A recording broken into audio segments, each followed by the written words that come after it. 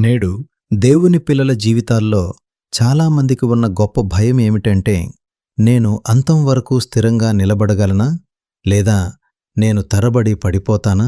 ఆధ్యాత్మిక జీవితం ఒక సుగమమైన మార్గం కాదు. ఇది ఎత్తుపల్లాలు మరియు జారే ప్రదేశాలతో నిండిన ఒక ఇరుకైన మార్గం. రోజువారీ ధ్యానం. అందువలన సహోదరులారా, మీ పిలుపును ఏర్పాటును నిశ్చయము చేసుకొనుటకు మరి జాగ్రత్తపడుడి.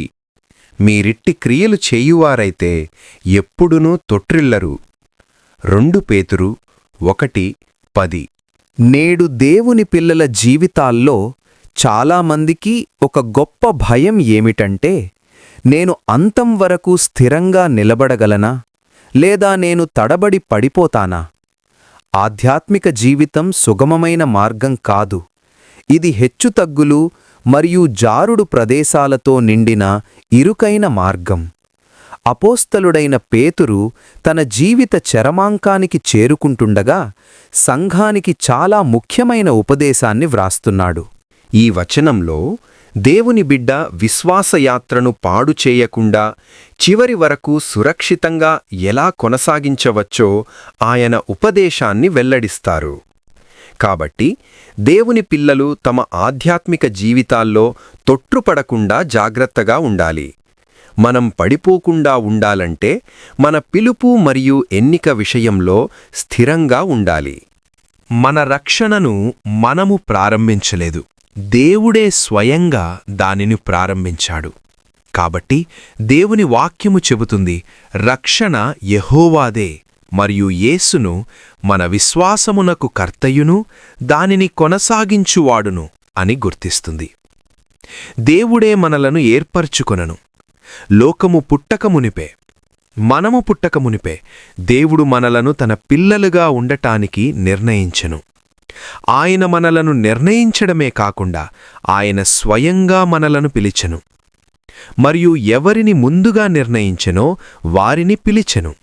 ఎవరిని పిలిచెనో వారిని నీతిమంతులుగా తీర్చెను.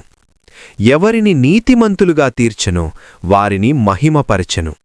రోమీయులకు 8:30 సమయం సంపూర్ణమైనప్పుడు దేవుడు సువార్త ద్వారా గాని లేదా మన జీవితాల్లో జరిగిన సంఘటన ద్వారా గాని మనల్ని చీకటిలో నుండి తన అద్భుతమైన వెలుగులోనికి పిలిచాడు. దేవుడు మనల్ని పిలిచాడన్నది నిజం, మరియు ఈ పిలుపు ఆయన నుండి వస్తుందన్నది కూడా నిజం.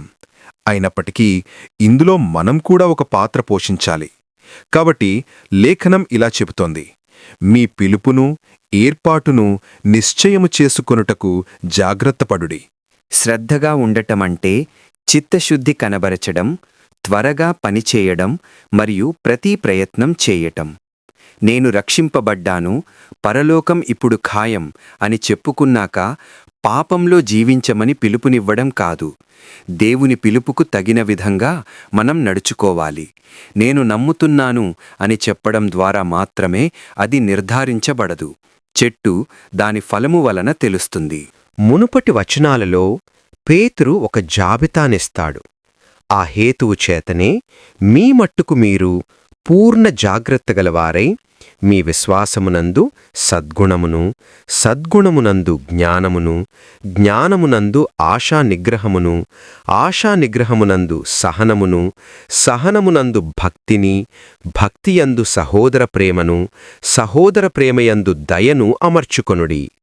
2 పేతురు 1:5-7 మన పిలుపు దేవుని పిలుపుకు విధేయులైనప్పుడు మరియు పరిశుద్ధతలో ఎదిగినప్పుడు మాత్రమే స్థిరపడుతుంది. పరిశుద్ధతలో ఎదగడానికి శ్రద్ధగా ఉండి దేవుని పిలుపుకు తగినట్లుగా నడుచుకునే వారిని అపవాది కదల్చలేడు. ప్రపంచ పాపం వారిని దూరం చెయ్యలేదు. మిమ్మును పిలిచినవాడు పరిశుద్ధుడయ్యున్న ప్రకారము మీరును సమస్త ప్రవర్తనయందు పరిశుద్ధులైయుండుడి. 1 పేతురు 1:16. ప్రభువైన యేసుక్రీస్తు కృపయు, తండ్రి యొక్క ప్రేమయు, పరిశుద్ధాత్మ సహవాసము మీతో ఉండునుగాక. ఆమెన్.